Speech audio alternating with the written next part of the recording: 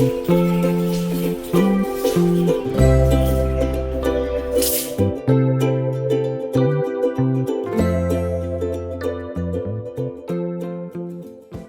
位朋友，大家好！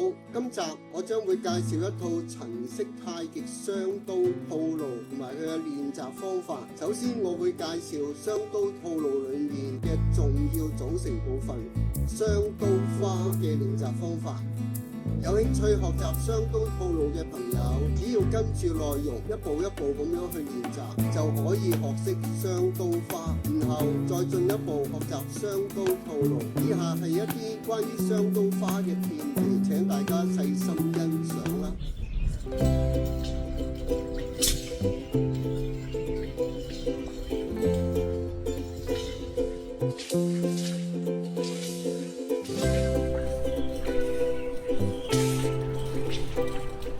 朋友，我叫做黎志文師傅。今日我會講解一下棍花同埋雙刀花嘅關係。咁雙刀花喺雙刀套路裏面呢，係一個好重要嘅部分。咁如果雙刀花打得唔好呢，基本上成個套路都好難完成噶啦。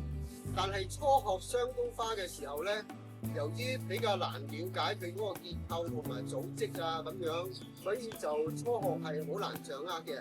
咁我借棍花嘅結構去解釋雙刀花咧，希望能夠令大家更加容易明白。咁而家開始講一講棍花先。棍花嘅組成咧係由3個動作為一個小節一路打，咁就係棍花噶啦。咁我而家示範一下，跟住落嚟我就會講解一下雙刀花。咁雙刀花嘅組成咧都係由第一組，仲有。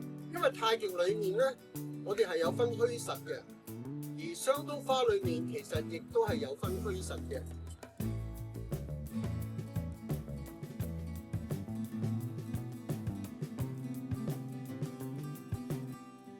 會有發勁。